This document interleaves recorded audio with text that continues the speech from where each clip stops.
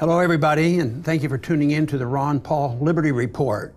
With me today is Daniel McAdams, who is the Executive Director of the Institute for Peace and Prosperity, and also a co-host of this program. Daniel, good to be with you again today. Good to be back doing the news. Good.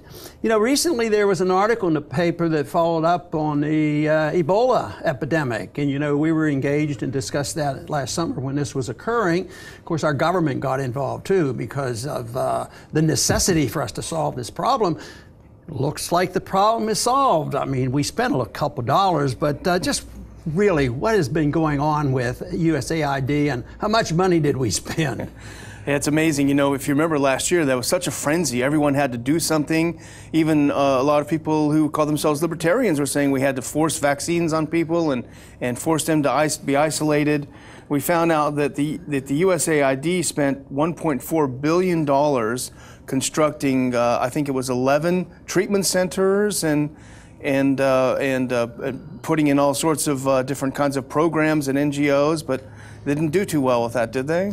No, I think they treated 28 patients. If they spent $1.4 billion, that's a lot of money treating a single patient, like, what, $50 million per patient? $50 million a patient, they must have. Well, I would say that wasn't a very good investment. But also, didn't I deal with this a little bit last summer? We talked about this. You got in a little bit of trouble, actually. This was back in August at the height of the panic. And you said on a program, this is a quote, actually, "Governments deceive us and sometimes they hype things. I don't think we're going to see in the next year a horrendous breakout of Ebola in this country." And they said, oh, you're downplaying it. And then you also suggested that there's going to be some profit in the U.S. action for someone. So it looks like Congress overreacted. You know, and it looks like I was probably right on that. That doesn't mean I knew what was going to happen in that specific instance, but I have a pretty good feel about how Washington works. You know, if there's anything that looks like a crisis or a problem, immediately they go to action. The politicians, they have to have a political advantage and they have to get some funding, and they immediately appropriated some funds and even sent 3,000 troops over there. The military had to get involved. And I was also convinced, and I think there was a specific appropriation for the development of vaccines and for the drug companies to get involved. And yet here we are right now. You know, Liberia is free from Ebola, and I don't think it had a whole lot to do with our money being spent. Well, if no one being treated in the centers, how was it? Did we find out how they were able to solve this crisis of the epidemic?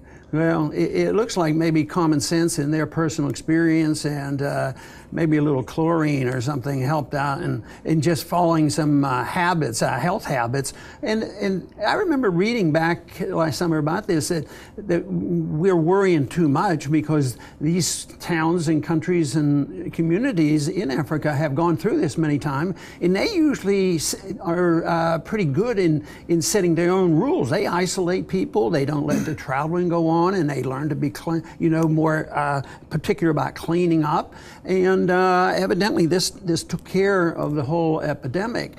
But you know, just recently there was a story came out here in Houston because Galveston, UTMB was involved, and they were talking about their vaccine.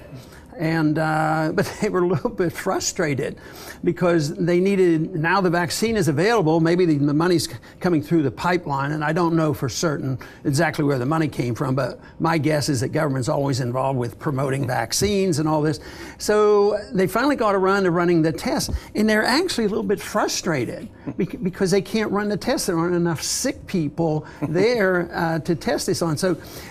But the other thing is, they're either too early or too late. The vaccine was developed in conjunction with some Canadian doctors, and it's been available for 10 years. So it wasn't available to prevent the crisis, and then when the crisis hits, the government moves in, and now we're going to give the vaccine, and there are no patients to test it on. It doesn't sound like a very good defense of the bureaucracy that seems to want to run World Health Affairs. Yeah, and I don't think that the motivation of people who wanted to help was negative necessarily, but isn't this exactly how USAID and all of these foreign aid organizations in the U.S. operate. It's a top-down approach. USAID gets the money. They send a bunch of it out to subcontractors. In the case, as you pointed out, the military was involved. So you had military industrial complex getting involved to support these 3,000 troops. You had subcontractors involved. You had money for the vaccine companies. So it's all a top-down, Washington-centered approach.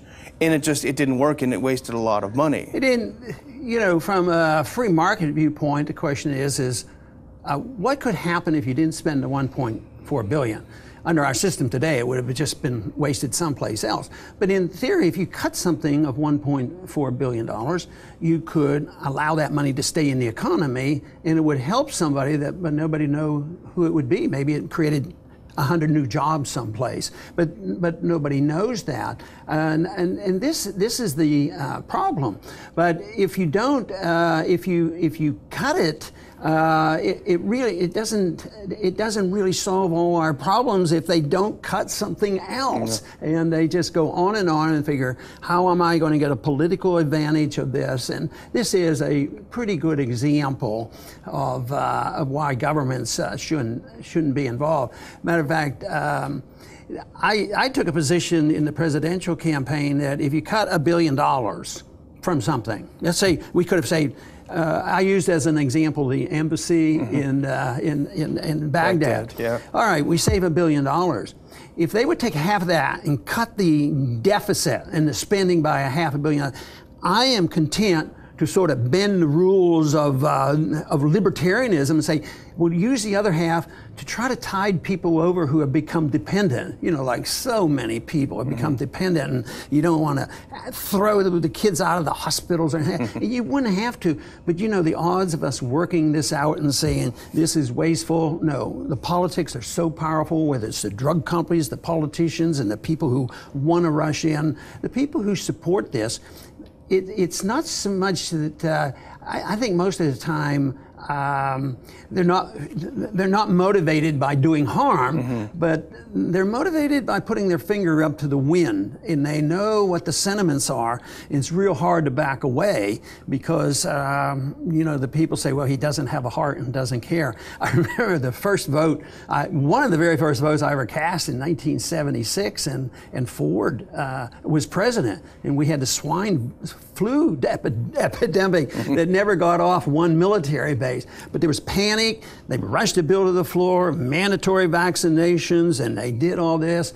And there were two of us that voted against it, another doctor and myself, one Democrat and one Republican. It was Larry McDonald and I, but they weren't paying any attention to us. But the political effort was, you know, to look like you're doing something. And it turned out that more people died and got seriously ill from the vaccine, and the epidemic never materialized. And this is sort of what's happening here. There's still a case to be made that voluntarism and less government bureaucracy can solve these problems, not perfectly, but certainly better than this. This is an example of waste, fraud, and abuse. But you know, the government always does like to reassert its power, and I think one thing we touched on earlier that's worth revisiting for a moment is the sending of these 3,000 troops to fight Ebola, because this is something that we've been looking at for a while, this AFRICOM, right. Africa Command. If you look over the past few years at how the U.S. military has moved into country after country in Africa, and they're just looking for a mission. They're looking to justify increasing the military presence there, doing all sorts of training with different African troops, and just re-establishing U.S. presence and hegemony. So I think this gave them a real boost, something to do. Soften their image. And even some of the progressives, you know, who you would otherwise get along with, said, well, this shows that the military can be used for a good purpose. Yeah, and you know, in many ways, this is part of the empire, and it's a little PR work with a lot of people who are very sympathetic, and they use it. But AFRICOM and all these these places just represents our involvement in countries, the internal affairs, entangling alliances, and we're always looking for a new one every single day. When there's a hint that we might be backing off a little bit, somebody creates 2 new problems and we have to go into there. Anyway, I guess we can keep doing our best to expose the truth, but I wasn't there, but I would have voted against that $1.4 billion for USAID. That's a shock. Thank you, everybody, for tuning in to the Ron Paul Liberty Report, and come back and visit us soon.